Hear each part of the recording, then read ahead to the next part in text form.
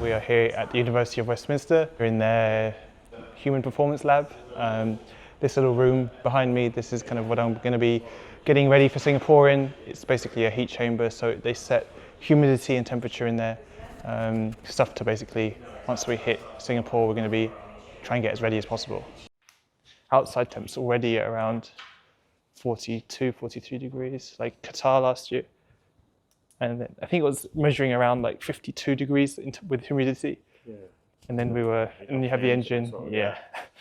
So that's great. And then the problem I have, well, every driver has it, but your core gets so hot, it almost starts cramping.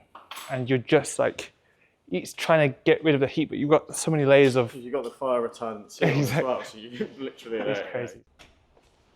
Oh. Does the phones work? They stop working, in my experience, after about 10 minutes. Oh, really? Yeah. Sometimes you may get a bit longer out of it, but it'll give a message saying... Yeah, this will be fine. Yeah, you good to go? I'm ready, thank you. There's no point two of us getting sweat on. That's fine. It's a nice little bit of fresh air. Yeah, every so often. So Alex is just set off, started the warm-up phase. He won't need too long because it's 36 degrees in there.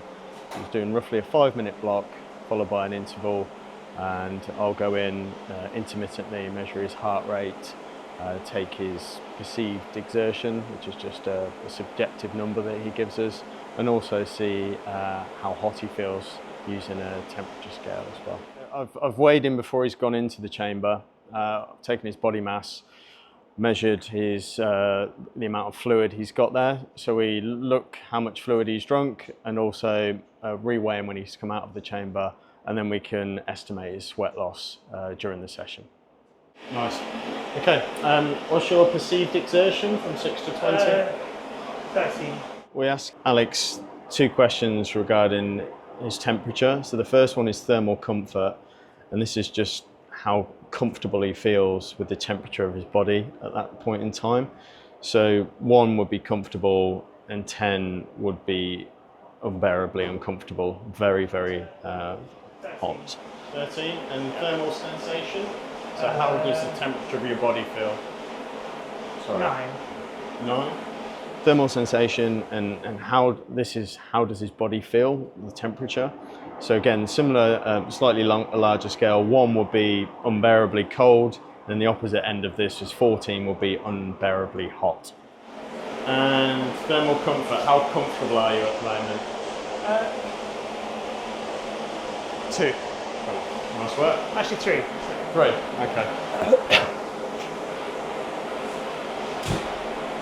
So it's just to get subjective ratings of how he feels in the heat at that point in time. I've just taken a small blood sample from Alex to measure blood lactate. So lactate is produced at all times, but when we start to exercise more intensely, we produce more lactate in the muscle, and then that is transported and travels in the blood. So the higher the lactate response basically gives us an indication of how hard someone's working from an exercise point of view.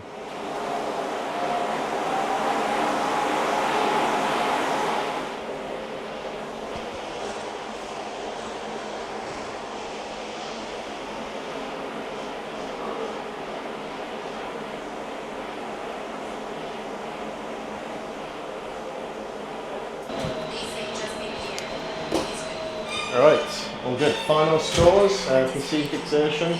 11. 11. Thermal comfort, so 3. Yummy. Feel harder than the last one? Yeah, that last one was just cruising. Yeah, that looked tough when I saw that he got those blocks of intervals. I did feel a bit sorry for you. Yeah, not in 35 degree heat. Good work. Thank you very much. Okay, yeah, if you just towel off, and then I'll take your weight. 75.2. I mean, I did drink a I drank. A litre. Yeah. Which is 0.7. So yeah, you've lost around 2 litres if my calculations are wrong. 2 litres. Which is like similar to about 2 kilos. Yeah, it's the same. Yeah, yeah. So obviously body weight there, 75. Is it always been the same? Is that measured kilo of water is? Yeah, that's the kilo. metric system to make it easier, like, rather than working in like fluid ounces. Yeah, so your sweat rate in that session is 1.7 litres an hour. Is that chunky? I feel like I sweat a lot. Yeah, I mean, for 50 minutes, just over 50-minute session, that's high, but then, you're not just doing the heat work, you're actually doing a training session in the heat as well, so that would accelerate your sweat rate. Because last time I didn't feel like I sweat that much. Yeah. It was very casual. Yeah, because you've got the extra demand of the training session. Yeah. So that generates, you'd be sweating a lot if you were in an air conditioned lab, but we're doing an interval session, but at 35 degrees, For example, like Singapore, half the issue is you're kind of quite restricted on your breathing because you're holding it for quite a lot of corners, and like in the breaks you can't properly breathe. You're kind of when you do it, it's almost a bit like a swim. Yeah. Like the kind of controlled breathing, and then the mental focus is much harder in Singapore because it's a street race. You can't daydream and drop your. You've got to be on it. Yeah. So that's what gets to. Yeah, this something I often get asked by sort of, I guess, the lay public or people that more and endurance athletes. They're like, why do drivers need to be fit? And I'm like, well, I personally have never been in a car, but I couldn't tolerate those G for 2 hours. And it's just like the physical load. It's quite underappreciated, I think. And I wish our sport is a bit. I feel like I can appreciate how fit, let's say for example, a rugby player or a football player is, or even a basketball player. Like I can appreciate the skill because I can't dunk. Yeah. Or I don't know. I know I can see you can do it. You can play. Whereas racing an F1 car, no one has the chance to just experience that. it. Yeah. So there's like a really big barrier between what we do and what people think we do. Yeah. And so it's almost like you'd wish there's a 2-seater car that you can just say, okay, here we go. Come with me. It's interesting because that's what I'll say that to students is that when you start working with athletes, and it's a new sport for you, even if you're like not very good, try and experience the sport so that you can emphasize and get an idea. But obviously we can't do that with your sport. But I promise you, most people do. If you do karting, but not like indoor karting, if you do outdoor karting on a proper track with a proper cart, like a race cart, not a rental cart, that would immediately get people's appreciation straight away. Because even that's a baby kind of style of what we do, but in terms of like your core and your arms, a lot of people will actually find it harder than it should be because they grip, they tense so much. And they get cramping in the hands. And then actually it's not that physical. You can relax in it, but the F1 stuff is a bit more. And it's I